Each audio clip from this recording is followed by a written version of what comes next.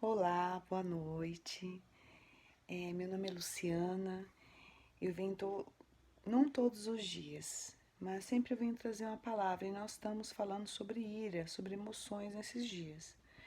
Eu quero pedir perdão para aquelas pessoas que sempre assistem meus vídeos, né? E faz 4 dias que eu não gravo. Mas é porque eu estava sem celular, mas vamos continuar. Hoje é o último vídeo sobre ira. Depois nós vamos falar sobre tristeza, medo e depois vamos falar sobre como lidar com essas emoções. Então vamos começar. Disse que a ira é um sentimento secundário. A ira geralmente coexiste com outros sentimentos tais como dor, tristeza, decepção e vergonha. Por isso, explorar essas emoções mais profundas e vulneráveis é essencial para lidar com a ira de modo maduro. Quando estiver zangado, é importante perguntar a si mesmo: do que estou com medo? Estou magoado, triste, decepcionado? O que há por trás desta ira? Quando alguém me critica, fico zangada? Meu instinto imediato é colocar-me na defensiva. Mas quando reflito no que está por trás da minha ira, vejo que é o medo de sentir-me inadequada. Não tenho certeza se sou boa o suficiente. Quando recentemente Pete descobriu que um dos sobrinhos dele se casaria sem que o irmão de Pete o convidasse, ele ficou muito zangado. Entretanto, percebeu que por trás da ira havia uma profunda tristeza pelo distanciamento da sua família. Para a maioria das pessoas, expressar ira parece menos vulnerável do que expressar mágoa ou medo. Por exemplo, uma pessoa pode estar zangada com um amigo por ele ter se esquecido do aniversário dela. Mas o que realmente está por trás da ira é a mágoa. Outra pessoa pode estar zangada com a igreja por não realizar eventos sociais suficiente para pessoas solteiras com mais de 30 anos e acabar descobrindo que a ira está, na verdade, encobrindo o medo de ficar sozinha. Isso acontece muito. Ira é medo de ficar sozinho, né? Isso é triste mesmo. Na próxima vez que ficar irado, pergunte a si mesmo: o que eu esperava? Expectativas incertas e frustradas nos relacionamentos, família, no local de trabalho, na sala de aula, na amizade, no namoro ou na igreja são fontes de muita ira. Esperamos que as outras pessoas saibam o que queremos antes de nós mesmos termos certeza ou antes de dizer o que queremos. Nossa, isso acontece muito. Reflita sobre o que se sente quando alguém está zangado com você porque você não cumpriu as expectativas dessa pessoa. Porém, ela nunca falou sobre essas expectativas. É assim, eu cuido de mulheres, eu cuido de algumas pessoas e assim, como eu trabalho na igreja, a gente é bem conhecido. E às vezes as pessoas criam uma expectativa que às vezes eu nem sei que a pessoa espera aquilo. E às vezes a pessoa fica triste comigo e eu sou aquela pessoa que sabe ficar triste, eu vou atrás para saber o que que é. E eu nem sabia do que seria, eu peço perdão, tudo. Mas realmente, muitas vezes eu já fiz isso, de criar expectativa para outra pessoa, mas sem a pessoa nem saber que eu esperava aquilo dela. Como que a pessoa vai fazer algo para você se você não conversa e pede algo, né? É meio difícil. Ela simplesmente presumiu que você deveria saber. O problema é que temos expectativas que são inconscientes. Abre aspas. Nem nós temos conhecimento delas. Fecha aspas. E reais. Abre aspas. Temos ilusões. Fecha aspas. Subentendidas. Abre aspas. Mantermos essas expectativas na mente. Fecha aspas. Expectativas que não foram discutidas, abre aspas. A outra pessoa nunca disse sim para elas, fecha aspas. Por exemplo, você pode ficar zangado porque o seu pequeno grupo nunca socializa fora do horário regular da reunião. Você tinha uma expectativa, porém nunca falou sobre isso com o líder do grupo. Você pode ficar zangada com seu cônjuge por não ligar todos os dias do trabalho.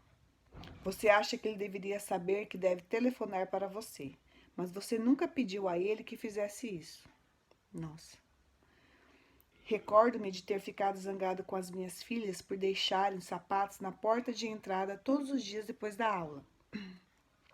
Minha ira devia-se à minha falha em presumir que elas deveriam saber que deviam colocá-los no armário sem que eu lhes dissesse. Nunca falei sobre a expectativa, mas com certeza fiquei irada. Quando percebemos que não temos direito em relação a muitas expectativas porque não conversamos sobre elas, carregamos muito menos ira. É verdade. Eu não crio muita expectativa com as pessoas se eu não abro para ela e falo algo, né? A ira pode revelar mesquinhez, arrogância, ódio, inveja ou desejo de magoar alguém. Preste atenção a qualquer observação sarcástica ou mordaz. Preste atenção para ver se não está evitando alguém.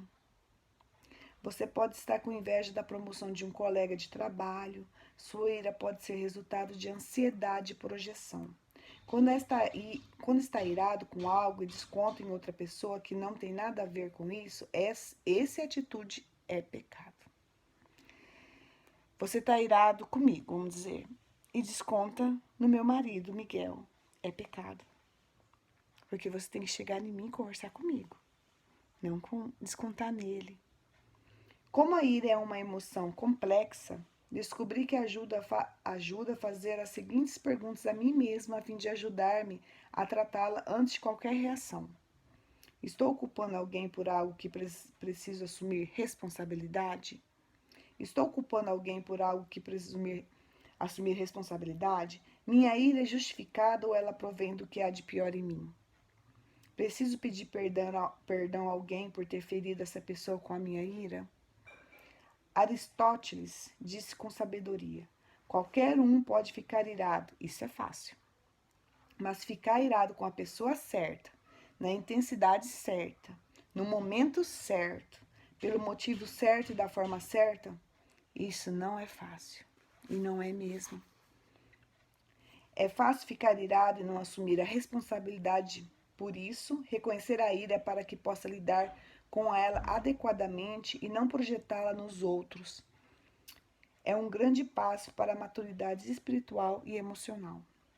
No final deste capítulo, depois de examinar a tristeza e o medo, refletiremos sobre 3 orientações simples para lidar com as emoções de forma que permanecemos centrados em Deus e em sua vontade.